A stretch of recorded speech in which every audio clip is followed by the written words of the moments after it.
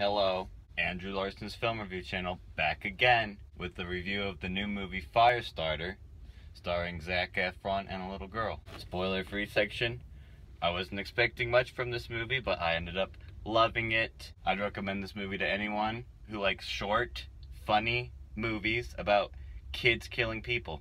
Alright, spoiler section. So this movie is kind of an abstract remake of the X-Men movie Logan. It fixes a lot of the problems I had with that movie. That movie was very boring, very serious, very long, and ugly. This movie's much shorter, much funnier, much more spry. It's about a family of superheroes. The father is Zac Efron. He's in the Professor Xavier / Wolverine role. He has mental superpowers. He is a life coach, and he uses these mental superpowers that he got from the government to unconsensually manipulate his clients. And his wife is constantly pushing him to use these rape powers on their daughter, because their daughter has uncontrollable rage issues, and she's constantly lighting everything on fire. And she's getting bullied at school by this little ginger boy. And this little ginger boy's like, "You're weird, I don't like you." And she freaks out and just starts lighting shit on fire, tries to light the Asian teacher on fire. And this girl's always going on. She's like, "I don't have Wi-Fi. My parents don't let me have Wi-Fi." And in the beginning of the movie, you think that the parents are weird. And then the mom's like, "Actually, the reason we can't have Wi-Fi is because we're too poor." But then it turns out that the reason these guys don't have Wi-Fi is because they're on the run from the government facility that made them into super-powered people.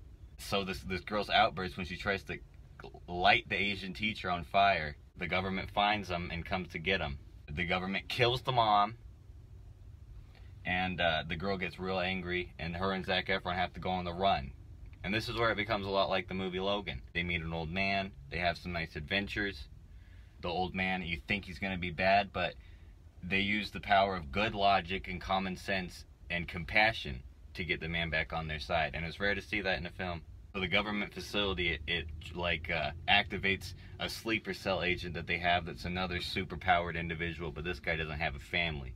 And he's all messed up, and he'll do whatever they say, because he doesn't care about nothing. And he's the one who kills the mom. The government agency is run by this sexy black lady, and she doesn't take no shit from nobody. She's real blunt, and she's got all these funny lines. Like there's the dad from That 70s Show plays the scientist who invented the drugs that turned the people into superpowered people. And she's like, "I ain't taking no shit from you." A great scene in the movie. He's not in the movie nearly enough. Kurtwood Smith, legendary. He's only in the movie for one scene. Don't see the movie for him.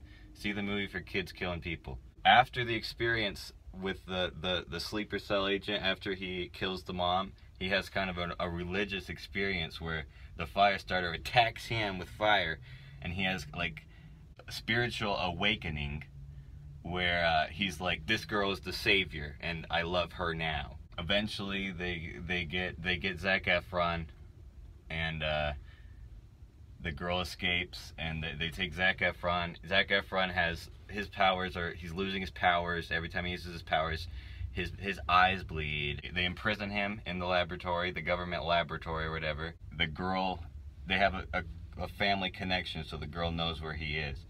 And when she gets there, Zac Efron is like, "You need to kill me and burn this whole facility to the ground." She kills Zac Efron, and she burns the whole facility to the ground, and she kills a bunch of people. They use the sprinklers to catch her, the government agents, and sprinklers and fire suits. And they got her, and she's on the ground in the wet. And then the sleeper cell comes up, and he shoots him from behind. And then he's like, then he comes up to the girl, and he's like, "Kill me. You deserve to kill me because I killed your mother, and I love you. You're the savior of all humanity." And she's like, "I forgive you, sweet prince." And then she goes off, blows up the facility, the whole facility. Then she goes to the beach and starts looking out at the water, and then the sleeper cell comes up behind her, and he extends his hand, and he's like, "I'll take care of you now. I'll be your father." This movie has a retro 80s throwback aesthetic, which is off-putting. I was thinking it would be some kind of ugly, horrible Stranger Things type movie, especially given the children and the government mind control experiments. But thankfully, this movie is not crap like Stranger Things, and it's not crap like Logan, the movie it's based off of, which itself was an adaptation of The Uncanny X-Men. You might read that this movie has a retro throwback synth score. That score is actually created by the man himself, John Carpenter. John Carpenter came back from the grave to score this movie. Earlier this year, he did the main title theme for the Foo Fighters movie, which predicted the death of Foo Fighters drummer Taylor Hawkins. That was an okay movie. This is a much better movie with a much better score from John Carpenter. A great John Carpenter score. I'm gonna give this movie something like a 93 out of 100. An A-. This is a great movie.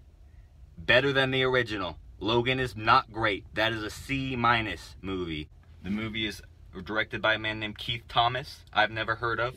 He's made a movie previously called The Virgil, probably about a man named Virgil. I might watch that movie because I really love this movie. Produced by Jason Blum. One of the better Blum movies, by far. I don't watch most of them.